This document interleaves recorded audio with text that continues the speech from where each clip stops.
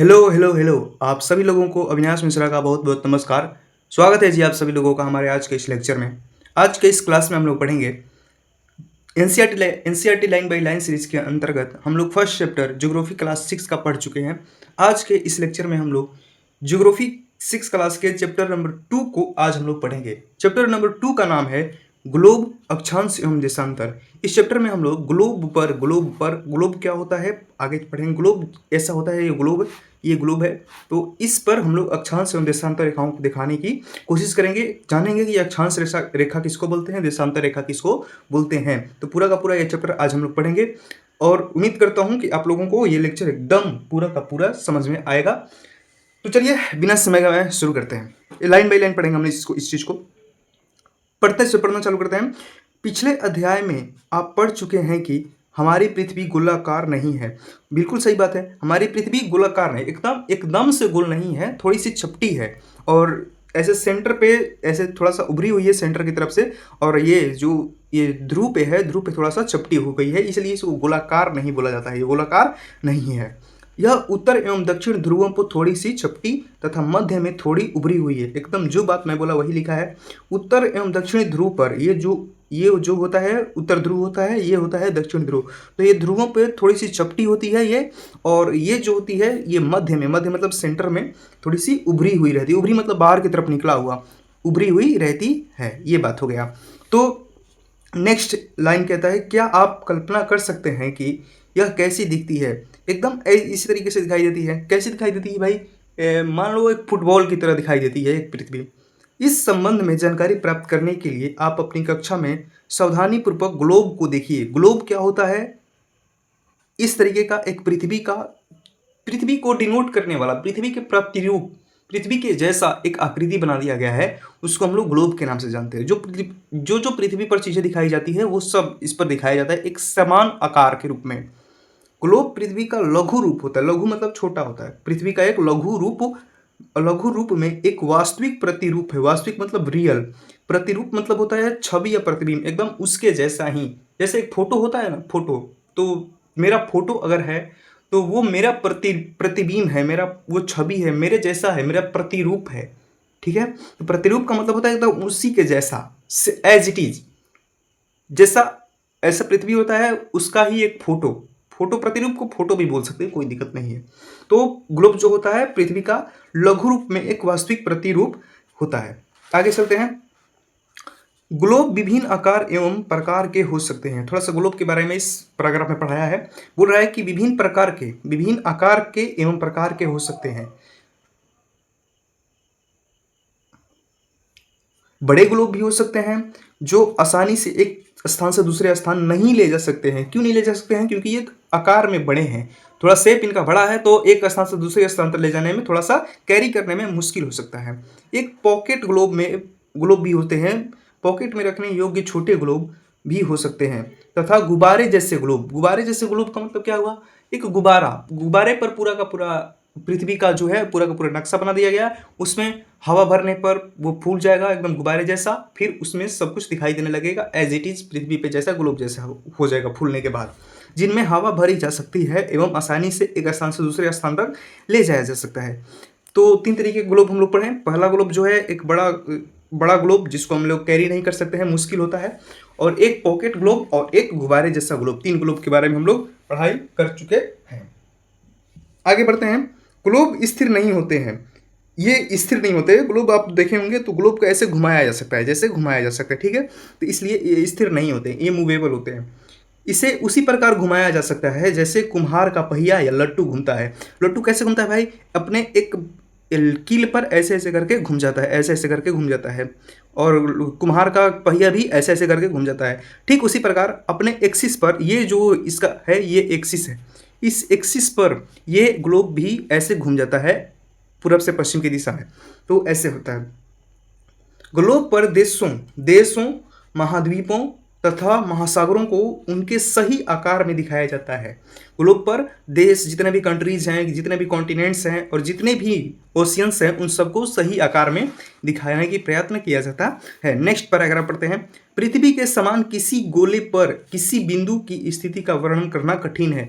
हम लोग गोले मतलब ग्रह, ठीक है। तो पृथ्वी के समान, पृथ्वी के जितना हम बारे में जानते हैं, जितना हम लोग उसके स्थिति के बारे में, किसी बिंदु की स्थिति के बारे में हम लोग वर्णन कर देते हैं, व्याख्या कर देते हैं, उस प्रकार से हम लोग अन्य ग्रह के बारे में उतना आसानी से नहीं कर पाते हैं। क्यों? क्योंकि हमें उस ग्रह के बारे में उतना जानकारी प्राप्त नहीं है जितना कि हमें अपने पृथ्वी के बारे में जानकारी प्राप्त है। आगे चलते हैं। अब प्रश्न यह उठता है कि इस पर किसी स्थान की स्थिति कैसे बताई जा सकती है। इसके लिए हमें कुछ बिंदुओं एवं रेखाओं के संदर्भ की आवश्यकता होती है। पृथ्वी पर किसी भी जगह का, किसी भी स्थान का अगर हमको बताना है उसकी स्थिति कि वो कहाँ एग्जिस्ट करता है अर्थ पे, तो उसके लिए हमें कुछ रेखाओं की जरूरत पड़ती है। रेखाओं का रेफरेंस लेना पड़ता है। संदर्भ मतलब होता है रेफरेंस, तो उसकी हमें आवश्यकता पड़ती है। ठीक है। उस बात को हम, उन्हीं रेखाओं के बारे में हम लोग आज की इस क्लास में पूरे के पूरे पढ़ेंगे। और वो रेखाओं का मैं खुला कर देता हूँ। अक्षांश रेखा होता है और देशांतर रेखा होता है। अक्षांश रेखा और देशांतर रेखा के हेल्प से हम लोग पढ़ते हैं, किसी भी चीज़ को हम लोग स्थिति देख सकते हैं किसी बिंदु के। अब आगे चलते हैं। ये कह रहा है आप देखेंगे कि एक सुई ग्लोब में झुकी हुई अवस्था में स्थित होती है जिसे अक्ष कहा जाता है। अक्ष कहा जाता है, वही बात मैं बताया। ये जो ग्लोब है, इस ग्लोब में ये वाला जो सुई है बीचों बीच इसको पार कर रहा है। इस वाले ग्लोब का ये जो सुई है इसको झुका करके, थोड़ा सा झुका हुआ है ना भाई, झुका हुआ, तो ये झुका हुआ जो सुई है इस ग्लोब का ये अक्ष कहलाता है। क्या कहलाता है? अक्ष। देखो यहाँ पर दिखाया भी है, इसको अक्ष बोला जाता है। इस सुई को अक्ष बोला जाता है। आगे चलते हैं। ग्लोब पर वे दो बिंदु जिनसे होकर सुई गुजरता है उत्तर तथा दक्षिण ध्रुव है। उत्तर तथा दक्षिण ध्रुव है ग्लोब पर। इससे निकल रहा है, एक छू करके निकल रहा है और यहाँ से छू करके निकल रहा है। तो इस प्रकार से ये उत्तर ध्रुव हो गया, उत्तर ध्रुव। उत्तरी ध्रुव बोल सकते हैं इसको, दक्षिणी ध्रुव बोलते हैं, दक्षिणी ध्रुव बोलते हैं। आगे चलते हैं। ग्लोब को इस सुई के चारों ओर पृथ्वी के भांति पश्चिम से पूरब की ओर घुमाया जा सकता है। आराम से सुनना मेरे भाई, पश्चिम से पूरब की तरफ, पश्चिम से पूरब की तरफ, पश्चिम से पूरब की। पृथ्वी कैसे घूमती है? पश्चिम से पूरब की तरफ। ये पश्चिम होता है, ये पूरब होता है। तो पृथ्वी जो है पश्चिम से पूरब की तरफ घूमती है, इस डायरेक्शन में घूमती है, ऐसे घूमती है, पश्चिम से लेकर के पूरब की तरफ घूमती है। तो ग्लोब को भी पश्चिम से पूरब की दिशा में घुमाया जा सकता है। आगे चलते हैं। लेकिन याद रखें कि इन दोनों में के एक अंतर है। पृथ्वी पर वास्तव में ऐसी सुई नहीं होता है। मतलब किसमें? कौन दोनों में? एक पृथ्वी में और एक ग्लोब में। ग्लोब में बेसिक दोनों में क्या अंतर है? तो जैसे ये अक्ष है एकदम दिखाया जाता है, उस तरीके से ये वास्तविक अक्ष है, इसमें प्रेजेंट होता ही है ग्लोब में। लेकिन ऐसा पृथ्वी पर कोई अक्ष एकदम इस वास्तविक अक्ष नहीं होता है, काल्पनिक होता है। कोई ऐसा डंडी नहीं खींच दिया गया है पृथ्वी में कि बीचों बीच उसके पृथ्वी में डंडा कर दिया गया है, ऐसा नहीं किया गया है। एक काल्पनिक रेखा मान दिया गया है कि यही अक्ष है। ठीक है। तो वास्तव में ऐसी कोई सुई नहीं होती है, यह अपने अक्ष पर चारों ओर घूमती है। पृथ्वी भी घूमती है, जो एक काल्पनिक रेखा है। जो मैं बोला वही बात है, काल्पनिक रेखा है। आगे चलते हैं। एक अन्य काल्पनिक रेखा भी ग्लोब को दो बराबर भागों में बांटती है, दो बराबर भागों में बांटती है। जैसे कि ये आगे चलते हैं, पढ़ेंगे, सीखेंगे तो समझ में आएगा।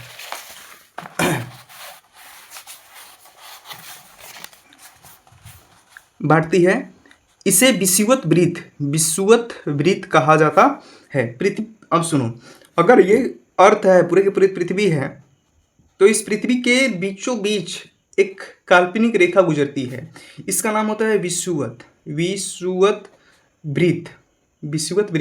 और चूंकि ये एक साइड से देख रहे हैं ऐसे लग रहा है, अगर मैं इसको पीछे से भी बनाऊं तो ये सर्कल के रूप में होगा।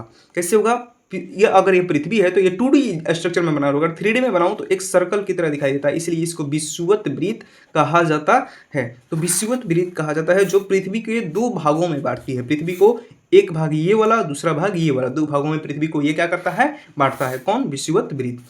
पृथ्वी के उत्तर में, उत्तर देखो भाई, नक्शे में कभी भी नॉर्थ साइड ऊपर की तरफ, साउथ साइड नीचे की तरफ, ईस्ट साइड ये दाहिने हाथ की तरफ, और ये वेस्ट साइड लेफ्ट हैंड की तरफ रहता है। तो कह रहा है कि पृथ्वी के उत्तर में, मतलब इस इधर की बात कर रहा है, उत्तर में स्थित आधे भाग को उत्तरी गोलार्ध तथा दक्षिण वाले आधे भाग को दक्षिणी गोलार्ध कहा जाता है। मैं बताया कि जो विषुवत रेखा है, विषुवत वृत्त है, ये दो पृथ्वी को दो भागों में काट देती है। मतलब एक गेंद लो और गेंद को बीचों बीच काट दो, और जो नॉर्थ डायरेक्शन में होगा उसको हम लोग बोलते हैं उत्तरी गोलार्ध, उत्तरी गोलार्ध, और जो दक्षिण में होगा उसको बोलते हैं हम लोग दक्षिणी गोलार्ध। आप लोग थोड़ा थोड़ा एनसीईआरटी में ही नोट करते चलेंगे, जैसे मैं करते चला जा रहा हूँ। ये दोनों बराबर आधे भाग होते हैं, मतलब ये उत्तरी गोलार्ध बराबर दक्षिणी गोलार्ध, मतलब दोनों का जो शेप होता है, जो दोनों का मतलब बराबर होते हैं, दोनों आपस में बराबर होते हैं, आधे आधे होते हैं। इस प्रकार विषुवत वृत्त पृथ्वी पर एक काल्पनिक वृत्त बनाती है एवं यह पृथ्वी पर विभिन्न स्थानों की स्थिति बताने का सबसे महत्वपूर्ण संदर्भ बिंदु है। ऐसे क्योंकि यहाँ से अगर ये 0 डिग्री पर होता है, ये 0 डिग्री पर होता है, 0 डिग्री से इधर जाएंगे तो बताया जाएगा कि विषुवत वृत्त से हम लोग आगे चल रहे हैं, नॉर्थ साइड चल रहे हैं। विषुवत वृत्त से मतलब पूछा जाए कि भारत कहाँ है, तो भारत यहाँ है। विषुवत रेखा से बोलेंगे कि 4 डिग्री ऊपर, विषुवत रेखा से 4 डिग्री नीचे, ऐसे मतलब रेफरेंस बताया जाता है। विषुवत रेखा से स्थिति बताने में यह रेफरेंस दिया जाता है कि यहाँ से, ठीक है। इस प्रकार ये हो गया, बातें हम लोग पढ़ चुके हैं। विषुवत वृत्त से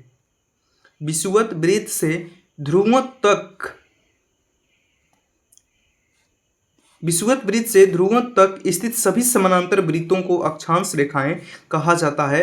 अक्षांश को अंश में मापा जाता है। आराम से समझना मेरे भाई, आराम से समझना मेरे भाई। देखो यहां से ये हो गया तुम्हारा विषुवत वृत्त। ये जो डॉटेड लाइन बनाया गया है इसको बोलते हैं हम लोग विषुवत वृत्त, जो अर्थ को 2 भागों में बांटता है। इसको डिग्री में मापते हैं। ये जो अंश लिखा है ना, इस अंश का मतलब होता है डिग्री, एंगल के बारे में बात कर रहा है, तो इसको बोलते हैं 0 डिग्री। विषुवत वृत्त को किस डिग्री द्वारा डिनोट किया जाता है? 0 डिग्री से। विषुवत रेखा क्या होता है? पृथ्वी के 2 भागों में बांटती है, ठीक है। बात को समझ गए? आगे चलते हैं। अब देखो इस विषुवत रेखा से समानांतर पैरेलल कुछ अन्य रेखाएं भी होती है। विषुवत रेखा से ये पैरेलल है, ये पैरेलल है, ये पैरेलल है, ये पैरेलल है। नीचे भी देखते हैं तो ये पैरेलल है, ठीक है। तो ये बोल रहा है कि विषुवत वृत्त से ध्रुवों तक, मतलब इस विषुवत वृत्त से ऊपर की तरफ, ऊपर जाएंगे और नीचे जाएंगे तभी तो ध्रुव मिलेगा ना। तो ध्रुवों तक स्थित सभी समानांतर वृत्तों को, एक तो वृत्त विषुवत वृत्त हो गया, इसी से समांतर, इसी से पैरेलल, एक ये वृत्त हो गया, एक ये वृत्त हो गया, ये, तो पैरेलल सभी पैरेलल वृत्तों को अक्षांश रेखाएं कहा जाता है। अक्षांश रेखाएं कहा जाता है। और मैं बताता हूं इसकी प्रॉपर्टी। अक्षांश रेखाएं किससे पैरेलल होती हैं? विषुवत वृत्त से। विषुवत वृत्त से क्या होती है? पैरेलल होती हैं। कौन? अक्षांश रेखाएं। कहां से शुरू होती हैं, कहां पर खत्म? ये पूरब से लेकर के पश्चिम की तरफ होती हैं। पूरब से लेकर के पश्चिम की तरफ होती हैं। बात क्लियर हो गया? इतनी ही बातें आप लोगों को समझती हूँ। और ये समांतर होती हैं कि नहीं? ये पैरेलल होती हैं, एक दूसरे से पैरेलल होती है। ये वाला इससे पैरेलल है, ये वाला इससे पैरेलल है, एक दूसरे से समांतर होती हैं। विषुवत वृत्त 0 अंश अक्षांश को दर्शाती है। 0 अंश मतलब 0 डिग्री अक्षांश को दिखाया जाता है, बता दिया मैं यहाँ पर। चूंकि विषुवत वृत्त से दोनों तरफ ध्रुवों के बीच की दूरी पृथ्वी के चारों ओर के वृत्त का 1/4 है, अतः इसका माप होगा 360 अंश का 1/4 यानी 90 डिग्री अंश। मतलब कहने का यह है, यह जो इस पॉइंट है, यहाँ से अगर मैं वृत्त पर अगर मैं एंगल बनाऊँ, ये वृत्त हो गया मान लो, इस वृत्त का ये सेंटर है, यहाँ पर 360 डिग्री का एंगल बनता है। यहाँ पर कितने डिग्री का एंगल? 360 डिग्री। तो अगर मैं 4 भागों में बांट दूँ इसको, तो एक जो हिस्सा होगा वहाँ पर 90 डिग्री का एंगल बनता है। तो पूरे पृथ्वी का 1/4 90 डिग्री। तो अगर यहाँ पर ध्रुव पर बात किया जाए तो 90 डिग्री का एंगल बनता है। इस प्रकार 90 अंश मतलब 90 डिग्री उत्तरी अक्षांश उत्तर ध्रुव को दर्शाता है एवं 90 डिग्री दक्षिणी अक्षांश दक्षिणी ध्रुव को दर्शाता है। दक्षिणी ध्रुव है, नीचे है तो दक्षिणी ध्रुव है। कितने डिग्री का होगा? 90 डिग्री। 90 डिग्री अक्षांश को क्या कहते हैं? दक्षिणी ध्रुव। और ये वाला जो है उत्तरी ध्रुव है, 90 डिग्री अक्षांश उत्तर वाले को क्या बोलते हैं हम लोग? उत्तरी ध्रुव बोलते हैं। इस प्रकार विषुवत वृत्त के उत्तर की सभी समानांतर रेखाओं को उत्तरी अक्षांश कहा जाता है तथा विषुवत वृत्त के दक्षिण स्थित सभी समानांतर रेखाओं को दक्षिणी अक्षांश कहा जाता है। कहने का मतलब है कि विषुवत रेखा से ये जो ऊपर हैं इनको उत्तरी अक्षांश एवं दक्षिण की तरफ विषुवत रेखा से जो है उनको दक्षिणी अक्षांश कहा जाता है। यहाँ पर फोटो आप लोग देख सकते हैं। विषुवत रेखा से जो उत्तर की तरफ है उसको उत्तरी अक्षांश और दक्षिण की तरफ है जो दक्षिणी अक्षांश है। जो सारे के सारे जो वृत्त हैं वो क्या है, पैरेलल हैं एक दूसरे के साथ। इसलिए प्रत्येक अक्षांश के मान के साथ उसकी दिशा यानी उत्तर या दक्षिण को भी लिखा जाता है। सामान्यतः इसे उ मीन्स उत्तर, द मीन्स दक्षिण अक्षर से व्यक्त किया जाता है। अगर मैं यहाँ की बात करूँ तो यहाँ का जो बात करूँगा मैं, तो ये उत्तर में है ये वाला, तो इसको बोलूँगा जितने भी डिग्री हो, मान लो कि 5 डिग्री है, 5 डिग्री उत्तरी अक्षांश, 5 डिग्री उत्तरी अक्षांश यहाँ पर है अगर, तो इसको बोलूँगा मैं 10 डिग्री दक्षिणी अक्षांश। ऐसे इसको डायरेक्शन के साथ में भी दिखाया जाता है। आगे चलते हैं। अब यहाँ पर कुछ एग्जाम्पल दिया है उसको समझते हैं। उदाहरण के लिए महाराष्ट्र में चंद्रपुर एवं ब्राजील जो है दक्षिण अमेरिका में है में बेलो होरिजोंटे दोनों एक ही अक्षांश 20 डिग्री अक्षांश 20 अंश पर स्थित है, मतलब 20 डिग्री पर स्थित है। लेकिन चंद्रपुर विषुवत वृत्त के 20 अंश उत्तर में, मतलब यहाँ पर 20 डिग्री उत्तर में है, और दक्षिण में, और जो बेलो है होरिजेंटो है ये 20 डिग्री दक्षिण अक्षांश में स्थित, मतलब डायरेक्शन के साथ में डिनोट करना है। इसलिए हम कह सकते हैं कि चंद्रपुर विश्व, ये बातें आप लोग पढ़ लीजिएगा, सब कुछ बता दिया मैं। जैसे जैसे हम विषुवत वृत्त से दूर जाते हैं अक्षांशों का आकार घटता जाता है, ये बात इंपॉर्टेंट है।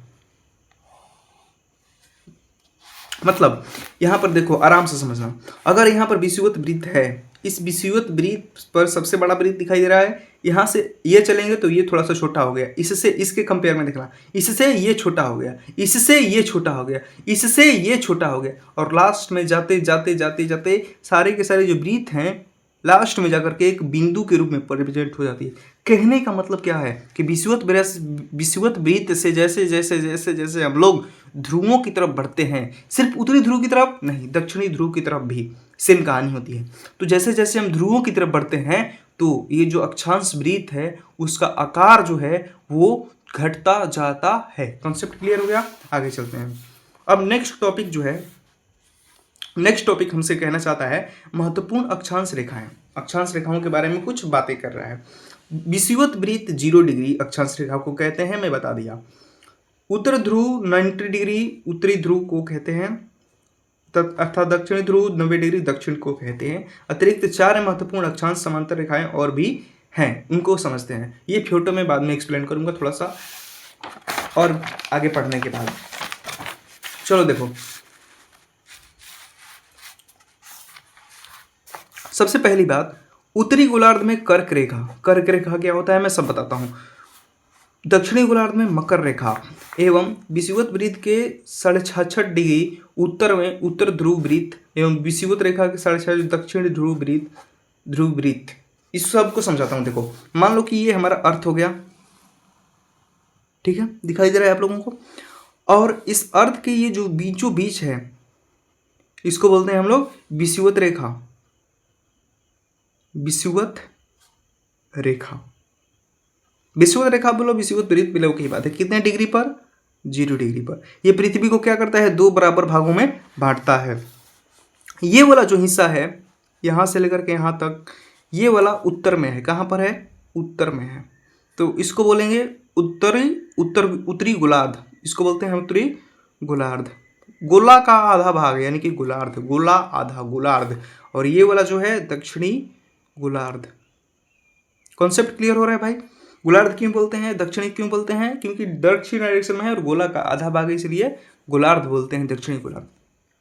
अब बात करते हैं उत्तरी गोलार्ध में, और ये जो पॉइंट है इसको बोलते हैं हम लोग उत्तरी ध्रुव। क्या बोलते हैं इसको? उत्तरी ध्रुव। उत्तरी ध्रुव कितने डिग्री पर परसेंट होता है? 90 डिग्री उत्तर में उत्तरी अक्षांश। 90 डिग्री उत्तरी अक्षांश को हम लोग उत्तरी ध्रुव कहते हैं, एवं 90 डिग्री दक्षिणी अक्षांश को दक्षिणी ध्रुव कहते हैं। दक्षिणी ध्रुव कहते हैं। 90 डिग्री दक्षिणी अक्षांश को हम लोग दक्षिणी ध्रुव कहते हैं। बात क्लियर हो गया? अब आगे चलते हैं। अब विषुवत रेखा से 23.5 डिग्री उत्तर दिशा में, मतलब उत्तरी गोलार्ध में 23.5 डिग्री, उत्तरी गोलार्ध में 23.5 डिग्री पर, कितने डिग्री पर? 23.5 डिग्री पर एक रेखा और प्रेजेंट होता है, एक और अक्षांश प्रेजेंट होता है जिसका नाम होता है कर्क रेखा। कहाँ प्रेजेंट होता है? उत्तरी गोलार्ध में। कितना डिग्री पर? 23.5 डिग्री पर।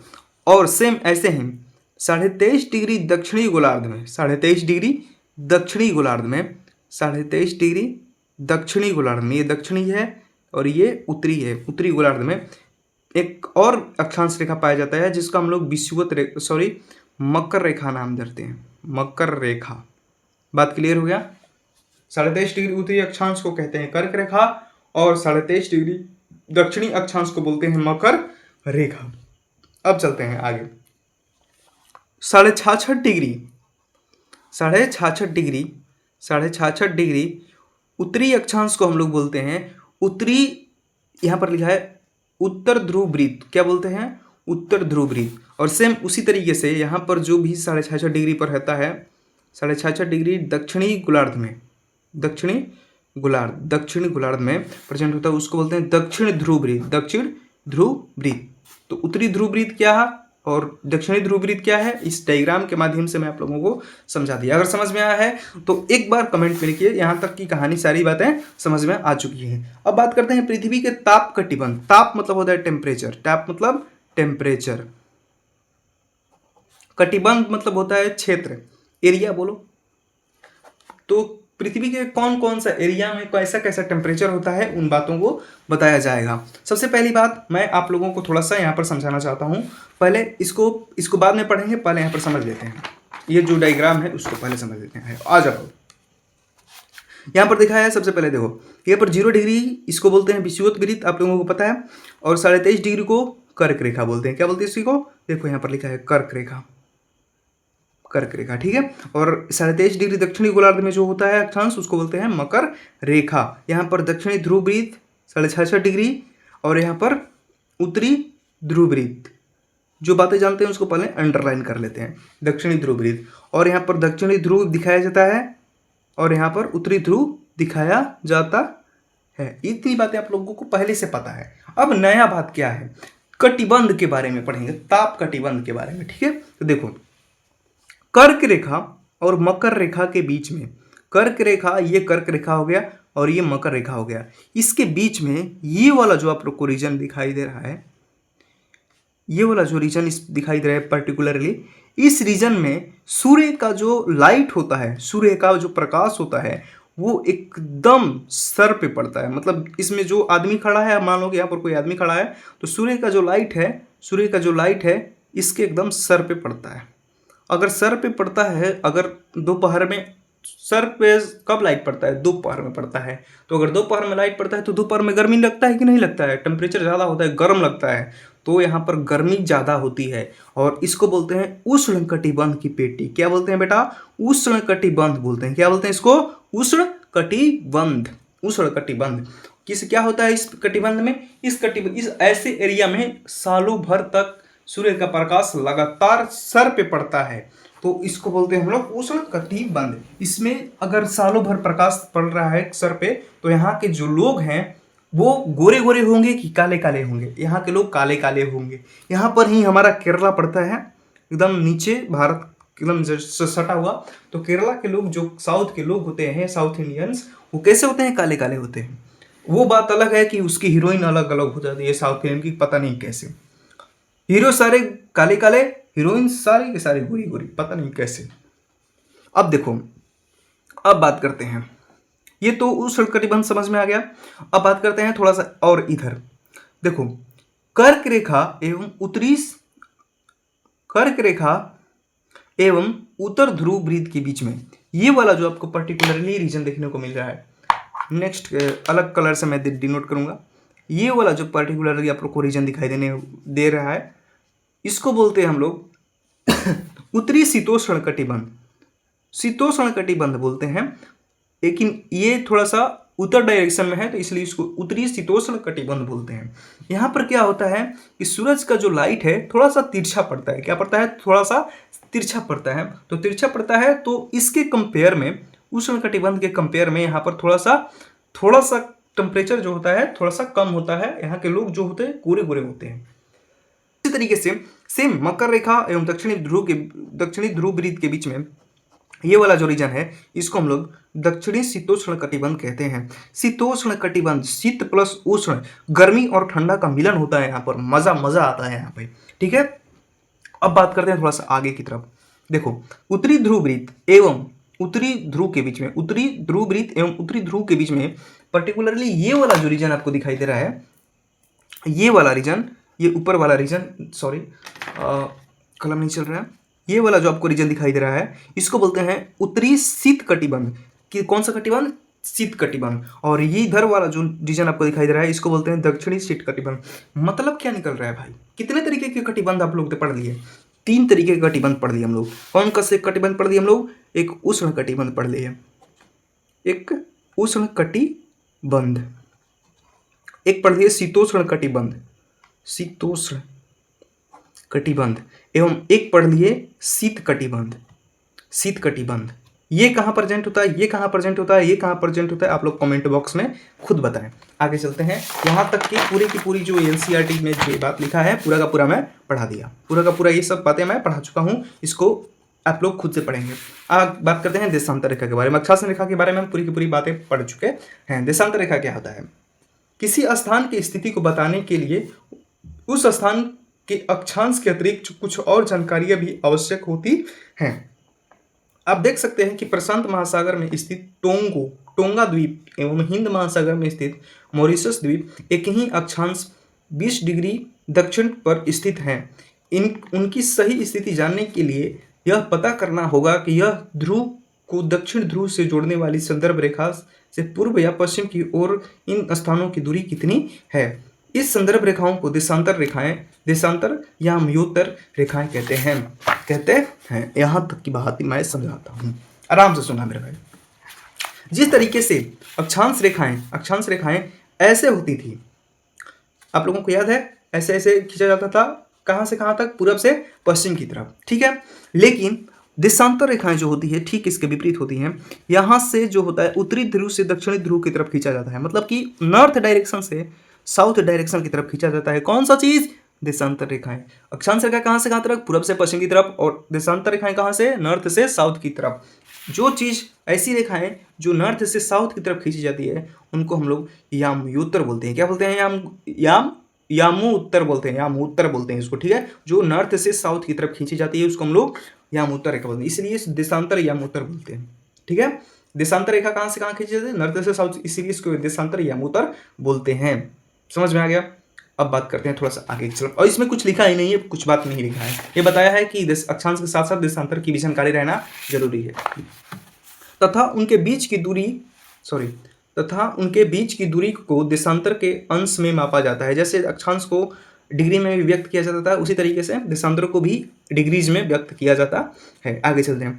प्रत्येक अंश को मिनट में, अंश जो डिग्री है इस डिग्री को मिनट में एवं इस मिनट को सेकंड में चेंज किया जाता है, सेकंड में विभाजित किया जाता है। ये अर्धवृत्त है, वो वृत्त था, ये क्या है? अर्धवृत्त है, हाफ सर्कल, ऐसे अर्धवृत्त हैं। उनके बीच की दूरी ध्रुवों की तरफ बढ़ने पर घटती जाती है एवं ध्रुवों पर शून्य हो जाती है, जहां सभी देशांतरीय यामोत्तर आपस में मिलते हैं। क्या लिख रहा है ये? कि उनके बीच की, मतलब देशांतर रेखाओं के बीच की दूरी ध्रुवों की तरफ बढ़ने पर घटती जाती है और ध्रुव पर शून्य। देखो यहाँ पर, देखो यहाँ से मैं अगर चलना चाहूँ तो यहाँ पर इतना डिस्टेंस है, ये देशांतर रेखा देखो और ये देशांतर रेखा देखो, इनके बीच का डिस्टेंस थोड़ा सा ज़्यादा है। यहाँ पर देखो थोड़ा सा घट रहा है, यहाँ पर भी देखो थोड़ा सा घट रहा है, यहाँ पर भी घट रहा है, यहाँ पर भी घट रहा है, यहाँ पर भी घट रहा है, और लास्ट में घटते घटते यहाँ पर क्या हो जा रहा है? एकदम शून्य, एकदम पॉइंट हो जा रहा है। ये जो रेखा था क्या हो जा रहा है? पॉइंट। तो यही बात कह रहा है कि देशांतर ध्रुवों की तरफ बढ़ने पर इसकी जो आकार है, जो दूरी है, एक दूसरे से घटती जाती है। चलो आगे चलते हैं। और सारे के सारे जो यामोत्तर रेखाएं हैं आपस में जाकर के मिल जाती हैं कहाँ पे? उत्तरी ध्रुव और दक्षिणी ध्रुव पे। अक्षांश समांतर रेखाओं से भिन्न सभी देशांतर यामोत्तरों की लंबाई समान होती है। अक्षांश रेखाएं कैसी होती है? समांतर, लेकिन देशांतर रेखाएं जितने भी है उनकी लंबाई समान होती है। थोड़ा सा ये भी आप लोग बात याद रखेंगे, इसलिए इन्हें सिर्फ मुख्य संख्याओं में व्यक्त करना कठिन था। कैसे व्यक्त किया जाएगा? सारे के सारे लाइन सेम है। इसलिए तब सभी देशों ने निश्चय किया कि ग्रीनिच या ग्रीनविच लिखा हुआ है, ग्रीनविच, जहां ब्रिटिश राजकीय वैधशाला स्थित है। कहाँ स्थित है? ये क्वेश्चन ऑब्जेक्टिव है। ग्रीनविच ग्रीनविच जो है वो राजकीय ब्रिटिश राजकीय वेधशाला कहाँ स्थित है? तो आंसर जाएगा ग्रीनविच में। ग्रीनविच से गुजरने वाली यमुनोत्तर से पूरब और पश्चिम की ओर गिनती शुरू की जाए। अब देखो बताता हूँ मैं बात को, यहाँ पर नहीं बताया है, थोड़ा सा मैं बताता हूँ। देखो ये वाला जो है ना प्रमुख यमुनोत्तर बोलते हैं इसको, यही जो है प्रमुख यमुनोत्तर ये ग्रीनिच से प्रवेश करता है। ग्रीनिच क्या लिखा है यार, ग्रीनिच से गुजरता है ये जो प्रमुख यमुनोत्तर है। तो साइंटिस्टों ने ये दिमाग लगाया और निष्कर्ष निकाला कि इसी को हम लोग 0 डिग्री मान लेते हैं। ये जो प्रमुख यमुनोत्तर है इसी को हम लोग 0 डिग्री मान लेते हैं, जो कि ग्रीनिच से गुजरता है। तो इसी से अगर हम पूरब की तरफ जाते हैं, पूरब की तरफ और पश्चिम की तरफ, पूरब तो ये हो गया और पश्चिम ये, गुजरने वाली पूरब और पश्चिम की ओर गिनती शुरू की जाए, मतलब इधर से पूरब की तरफ और पश्चिम की तरफ गिनती शुरू किया जाए, और इसी को हम लोग प्रमुख यमुनोत्तर बोलते हैं। जो ये वाला जो है इसको 0 डिग्री को प्रमुख यमुनोत्तर, उस अक्षांश में 0 डिग्री को अक्षांश रेखा, इसमें प्रमुख यमुनोत्तर बोलते हैं, प्रमुख देशांतर रेखा बोलते हैं। इसका मान 0 डिग्री देशांतर है तथा यहाँ से हम 180 डिग्री पूरब एवं 180 डिग्री पश्चिम गणना करते हैं। मतलब कि इधर से चलते चलते हम लोग कहाँ पर पहुँचेंगे? 180 डिग्री पर। इधर से चलते चलते कहाँ पर? 180 डिग्री पर। और ये कैसे होते हैं? पूरब से पश्चिम की तरफ खींचे नहीं जाते हैं, उत्तर से दक्षिण की तरफ खींचे जाते हैं मेरे भाई। मिलकर पृथ्वी के 2 भागों समान भागों में बांटते हैं। चलो आगे बढ़ते हैं। इसलिए किसी स्थान के देशांतर के आगे पूर्व के लिए अक्षर पूरब एवं पश्चिम के लिए कुछ नहीं है। यह जानना रोचक होगा कि 180 डिग्री पूर्व और 180 डिग्री पश्चिम यमुनोत्तर एक ही रेखा पर स्थित है।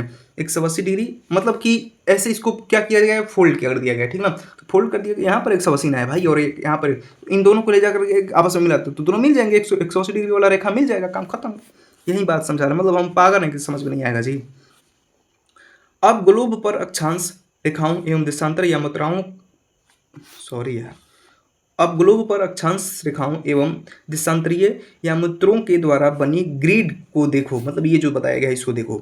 अगर आपको किसी स्थान के अक्षांश एवं देशांतर की सही जानकारी हो तो ग्लोब पर आप उस स्थान का पता आसानी से लगा सकते हैं। उदाहरण के लिए असम में इतना डिग्री ये सब छुड़ा रहा, एग्जाम्पल देकर समझाया, आप लोग पढ़ लेंगे। अब चलते हैं नेक्स्ट पैराग्राफ की तरफ। इसको समझने के लिए कागज पर समान दूरी वाली क्षैतिज तथा ऊर्ध्वाधर रेखाएं खींचिए। क्षैतिज रेखा कौन सा होता है और ऊर्ध्वाधर? क्षैतिज मतलब हॉरिजॉन्टल और ऊर्ध्वाधर मतलब वर्टिकल। क्षैतिज जो होते हैं वो अक्षांश रेखाएं क्षैतिज होती हैं। ऊर्ध्वाधर जो होता है देशांतर रेखा ऊर्ध्वाधर होता है, वर्टिकल होता है। देशांतर रेखाएं ऊर्ध्वाधर होती हैं। ऊर्ध्वाधर रेखाओं की संख्या 1 2 3 4, ये सब मतलब बताया, छोड़, ये सब कुछ आप लोगों को खुद पढ़ना है, ये कुछ समझाने वाली बात नहीं है, क्रियाकलाप है। मान लीजिए कि ऊर्ध्वाधर रेखाओं पूर्व देशांतर, छोड़ो, आगे चलते हैं। यहाँ से थोड़ा सा ये मैप आप लोग देख लीजिएगा, इस पेपर में मैप बनाया है, कुछ इसमें ज़्यादा नहीं है, थोड़ा सा मैं समझाऊंगा इसके बारे में आगे पढ़ने के बाद। चलो देखते हैं, ये सब वही क्रियाकलाप का बात है। अब बात करते हैं देशांतर और समय, जो सबसे इंपॉर्टेंट बात है, देशांतर और समय के बारे में। समय को मापने का सबसे अच्छा साधन पृथ्वी, चंद्रमा एवं ग्रह की गति है। जेन्युइन सी बात है कि पता लगाते हैं हम लोग, अगर चंद्रमा आ गया तो रात हो गया, ऐसे बातें क्या हो हम लोग पढ़ के समझते हैं, टाइम देखते हैं। सूर्योदय एवं सूर्यास्त प्रतिदिन होता है, अतः स्वाभाविक ही है कि यह पूरे विश्व में समय निर्धारण का सबसे अच्छा साधन है। ये सब बात कोई समझाने वाली नहीं है, समझ चुके हैं आप लोग। स्थानीय समय का अनुमान सूर्य के द्वारा बनने वाली परछाई से लगाया जा सकता है, ठीक है, बात समझ गए, जो दोपहर में सबसे छोटी हो जाती है। सूर्योदय तथा सूर्यास्त के समय सबसे लंबी होती है। मतलब अगर हमारी लंबी लंबी परछाइयां बन रही है तो वो सूर्यास्त हो सकता है समय, मतलब सुबह हो सकता है, नहीं तो शाम। अगर छोटा परछाई बन रहा है तो वो समय जो होगा दोपहर का समय होगा मेरे भाई। ग्रीनविच पर स्थित प्रमुख यमुनोत्तर पर सूर्य जिस समय आकाश के सबसे ऊंचे बिंदु पर होगा उस समय यमुनोत्तर पर स्थित सभी स्थानों पर दोपहर होगी। मतलब ग्रीनविच पर स्थित प्रमुख यमुनोत्तर जो भी है ग्रीनविच में, तो अगर जिस पर सूर्य, मतलब जिसके सर पे होगा उस स्थान पर दोपहर, मतलब सर पे जब सूर्य रहता है तो दोपहर होता है। बात को क्लियर समझिएगा। चूंकि पृथ्वी पश्चिम से पूरब की ओर चूंकि पृथ्वी पश्चिम से पूरब की ओर एक चक्कर लगाती है, तो वे स्थान जो ग्रीनविच के पूरब में हैं उनका समय ग्रीनविच समय से आगे होगा और जो पश्चिम है उनका समय पीछे होगा। इसको आप अंडरलाइन करेंगे। अब बताना, अब इसको मैं समझा रहा हूँ। जैसे कि हमारी ये अर्थ हो गई, कैसे घूमती है? पश्चिम से पूरब की तरफ। और यहाँ पर है हमारा 0 डिग्री ग्रीनविच सूत्र में प्रमुख यामोत्तर, देशांतर यामोत्तर। कैसे घूमती है? ये हो गया पश्चिम, ये हो गया हमारा पूरब। तो पश्चिम से पूरब की तरफ पृथ्वी घूमती है। तो जो देश, जो कंट्री हमारे इससे मतलब कि प्रमुख देशांतर से अगर पूरब की तरफ है तो उनका समय इससे इससे आगे चलता है। क्या चलता है? आगे चलता है। और इससे पीछे चलता है। कैसे चलता है? पीछे चलता है। ठीक है, आगे चलते हैं। समय के अंतर की दर की गणना निम्नलिखित विधि से की जा सकती है। अब सुनो, ये मैं समझा रहा हूँ आराम से। सबसे पहले जो पृथ्वी है 24 घंटे में एक चक्कर लगाती है अपने अक्ष पर, 1 घंटे में पूरा मतलब 24 घंटे में घूमती है। तो अगर पूरा चक्कर घूम जाएगी तो कितना डिग्री घूम जाएगी? 360 डिग्री। बात क्लियर है? 24 घंटे में। बात करते हैं 1 घंटे में कितना घूमेगी, तो इसको भागा दोगे तो ये 15 डिग्री आएगा। कितना डिग्री आएगा? मतलब 1 घंटे में 15 डिग्री घूमती है। मतलब कि 15 डिग्री जो है वो 15 डिग्री घूमने में 60 मिनट का टाइम लेती है। 1 घंटा मतलब 60 मिनट। बात क्लियर है? 60 मिनट का टाइम लेती है। तो 1 डिग्री घूमने में कितना मिनट का टाइम लेगी? 4 मिनट का। कितने मिनट का? 4। यूनिटरी मेथड लगाओ, आंसर पाओ। बात क्लियर है? 1 डिग्री घूमने में कितने मिनट का टाइम? 4 डिग्री का टाइम। अब बताते हैं, मैं यहाँ से इसको छोड़ो, ये सारी पैराग्राफ को छोड़ो, मैं अपने देश का एग्जाम्पल लेकर बताता हूँ। समझो, हमारा जो देश है इसमें आ जाओ, थोड़ा सा समझ लो। हमारा जो इसमें भारत देखो कौन सा है, ये वाला हमारा भारत है, ये वाला जो हमारा इंडिया है। तो इस वाले इंडिया में, ये मैप में जो इंडिया दिखाया गया है इसमें ये ग्रीनविच है, ये वाला ग्रीनविच लाइन दिखाया गया है, ये वाला जो इंग्लैंड शहर से पास करता है। और इस पे देख लो ऐसे ये बनाया गया, ठीक है। तो इससे हमारा देश किस किस तरफ है? पूरब की तरफ है। तो समय क्या चलेगा? इससे आगे चलेगा। और इधर जो होगा पश्चिमी, उससे इससे पीछे चलेगा। इस यहाँ पर जो टाइम होगा उससे पीछे होगा, यहाँ पर कम होगा टाइम, यहाँ से ज़्यादा होगा टाइम। बात करते हैं, हमारा तो आगे में है ना भाई, तो बात करते हैं कितना आगे है। भारत में जो है इससे ग्रीनविच से जो हमारा टाइम है 5.5 घंटा आगे चलता है। 5.5 घंटा आगे चलता है। यहाँ से एक नई बात सीखने वाली थी, अब आगे यहाँ पर समझते हैं। 5.5 घंटा अगर आगे चलता है तो मुझे बताओ कि हमारा देश का देशांतर रेखा में कितना डिग्री होगा। तो समझते हैं, 4 मिनट में अगर 1 डिग्री पार करता है, 4 मिनट में कितनी डिग्री पार करता है भाई? 1 डिग्री। तो मुझे बताओ कि जब 4 मिनट में 1 डिग्री पार करता है तो हमारा जो और इससे यहाँ पर थोड़ा समझो, 1 घंटा में कितना डिग्री पार करता है? 15 डिग्री। उस प्रकार से अगर हम लोग बात करें कि 5 हमारा कितना डिस्टेंस है? 5.5 घंटा आगे चलता है, ठीक ना। तो 5.5 घंटा आगे चलता है, मतलब कि 1 घंटा में 15 डिग्री चलता है। तो 5 घंटे में कितना चलेगा? 15 × 5 = 75 डिग्री, 15 × 5 = 75 डिग्री। और 1 घंटे में अगर 15 डिग्री चल रहा है तो आधे घंटे में कितना चलेगा? 7.5 डिग्री। कितना डिग्री? 7.5 डिग्री। तो इसको जोड़ो, कितना हो जाएगा? 5 7 5 12 को 2 हाथ में लगा ले, 1 7 1 8, 82.5 डिग्री। कितना डिग्री? 82.5 डिग्री। मतलब कि भारत का देशांतर कितना डिग्री पर है? 82.5 डिग्री पर है। 82.5 डिग्री पूरब की तरफ, पूरब देशांतर पर हमारा देश क्या है? स्थित है। बात क्लियर हो गया? 82.5 डिग्री पूरब देशांतर को हमारा देश स्थित है। और हमारा कितना समय आगे चलता है इन लोगों से? ग्रीनविच से, इंग्लैंड से हमारा टाइम कितना आगे चलता है? 5 बजे, मतलब 5.5 घंटा। मतलब कि इंग्लैंड में अगर दोपहर का 12 बजा है, दोपहर का 12 बजा है, तो हमारे देश में उस टाइम पर कितना टाइम हो रहा होगा? शाम के 5:30 बज रहे होंगे, शाम के 5:30 बज रहे होंगे। ये सब आप लोग पढ़ लीजिएगा, कोई इसमें इशू नहीं है, आप लोग पढ़ सकते हैं। मैं सब कुछ इधर समझा चुका हूँ। हम मानक समय क्यों मानते हैं? मानक समय मतलब एक स्टैंडर्ड फिक्स वैल्यू बता दिया गया है। अब बात करते हैं, अलग अलग यामोत्तर पर स्थित स्थानों के स्थानीय समय में अंतर होता है। अंतर होता है। उदाहरण के लिए बहुत से देशांतर से होकर गुजरने वाली रेलगाड़ियों के लिए अलग अलग समय सारणी तैयार करना कठिन होगा, ठीक है। मतलब अलग अलग जगहों के लिए अलग अलग बनाना। थोड़ा सा इंडिया के बारे में पर्टिकुलरली बात कर रहा है पैराग्राफ, ठीक ना। भारत में गुजरात के द्वारका तथा असम में डिब्रूगढ़ के स्थानीय समय में लगभग 1 घंटा 45 मिनट का अंतर होगा। इसलिए यह आवश्यक है कि देश के मध्य भाग से होकर गुजरने वाली किसी यामोत्तर के स्थानीय समय को देश का मानक समय मान लिया जाए। मतलब कि बीच से ये जो रेखा गुजर रही है, इसको यहाँ पर जितना टाइम होगा, ठीक है, इतना पर जितना यहाँ पर जो टाइम होगा इसको ही फिक्स। यहाँ पर अगर 12 बज रहा होगा तो पूरे इंडिया में कितना बज रहा होगा? 12। यहाँ पर अगर रात के 3 बज रहे होंगे तो पूरे इंडिया में कितना बज रहा होगा? 3। फिक्स मान लिया गया। किसको स्टैंडर्ड मान के? बीच वाले को। बीच वाला कितना डिग्री पर है? 82.5 डिग्री पर है, जिसको हम लोग पढ़ चुके हैं। देखो वही बात है, इस यामोत्तर रेखा के स्थानीय समय को पूरे देश में मानक समय भारत में 82.5 डिग्री 30 मिनट, पूरा ये 30 मिनट ऐसे लिखा है, ठीक है ना, को मानक यामोत्तर माना गया है। इस यामोत्तर के स्थानीय समय को पूरे देश में मानक समय माना जाता है, जो बताया हूँ मैं। इसे भारतीय मानक समय के नाम से जाना जाता है। और किस शहर से पास करता है? इलाहाबाद से। यूपी में इलाहाबाद है, वहां से ये प्रयागराज से पास करता है ये रेखा। कबीर भोपाल के निकट, ये सब छोड़ो, हटाओ, ये सब बातें नहीं पढ़नी आप लोगों को। भारत ग्रीनविच के 82.5 डिग्री पूर्व में स्थित है, सब मैं बताया हूँ बात इसको, तथा यहाँ समय ग्रीनविच से 5.5 घंटा आगे चलता है, सब बताया मैं। इसलिए यह लंदन के समय से 2 बजे होंगे। और ये छोड़ा रहा, कुछ देशों का देशांतरीय विस्तार अधिक होता है, जिसके कारण वहाँ 1 से अधिक मानक समय अपनाए गए हैं। उदाहरण के लिए रूस में 11 मानक समयों का अपनाया गया है। पृथ्वी को एक घंटे वाले 24 समय क्षेत्रों में बांटा गया है। इस प्रत्येक समय क्षेत्र 15 डिग्री छोड़ रहा हूँ। यहाँ पर कुछ देशों का जो बहुत बड़े बड़े जो देश हैं वहाँ पर, जैसे इंडिया है, इंडिया के लिए एक स्टैंडर्ड माना गया है कि जो यहाँ पर होगा उसी के हिसाब से पूरे इंडिया में समय होगा। उस तरीके से जो रूस है, रूस पर 11 जगहों का स्टैंडर्ड माना गया है कि इसके अनुसार होगा तो यहाँ का अलग अलग समय होगा। ये था पूरा का पूरा चैप्टर। और इस चैप्टर में हम लोग अक्षांश रेखा देशांतर रेखा के बारे में पढ़े हैं, बहुत सारी बातें सीखे, ग्लोब कितने तरीके का होता है ये भी देखे हैं। चलिए थोड़ा सा एक्सरसाइज की तरफ चलते हैं। यहाँ पर कुछ संक्षेप में उत्तर देना है। पृथ्वी का सही आकार क्या है? तो गोलाकार है, गोलाकार नहीं है, और सेंटर की तरफ उभरा हुआ है, और ध्रुव की तरफ क्या है? चपटा है। ग्लोब क्या है? एक काल्पनिक, मतलब एक वास्तविक प्रतिरूप है किसका? पृथ्वी का। कर्क रेखा का अक्षांशीय मान क्या है? 23.5 डिग्री उत्तरी अक्षांश, ठीक है।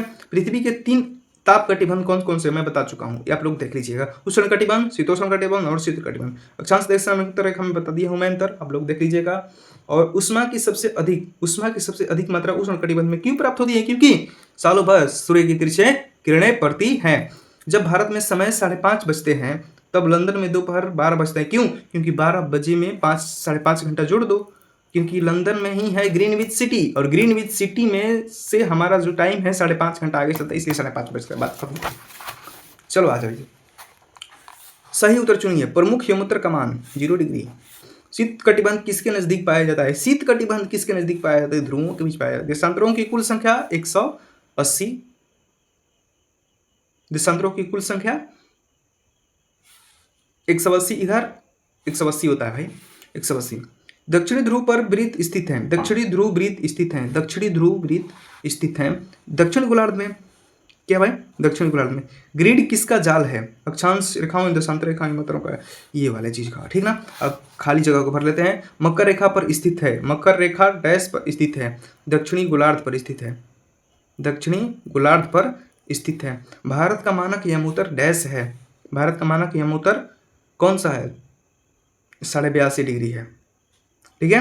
0 डिग्री यामोत्तर को प्रमुख यामोत्तर के नाम से जाना जाता है। प्रमुख यामोत्तर के नाम से। देशांतर के बीच की दूरी डैश की तरफ घटती जाती है, ध्रुवों की तरफ घटती जाती है। उत्तर ध्रुव वृत्त डैश गोलार्ध में स्थित है, उत्तरी गोलार्ध में स्थित है। तो ये था पूरा का पूरा चैप्टर। इसमें हम लोग एक्सरसाइज क्वेश्चंस भी कर लिए, पूरा का पूरा चैप्टर एक्सप्लेन भी कर दिया line by line. I hope आप लोगों को ये लेक्चर समझ में आया है। और अगर ये लेक्चर समझ में आया है तो कमेंट बॉक्स में लिखिए सारा का सारा कॉन्सेप्ट क्लियर हो गया, क्वेश्चंस क्लियर हो गए सर, एक एक वर्ड समझा दिया आप। ये बात आप लोगों को कमेंट में लिख करके जाना है। तो thank you so much, have a nice day and God bless you. मिलते हैं नेक्स्ट क्लास में, तब तक के लिए ओके बाय।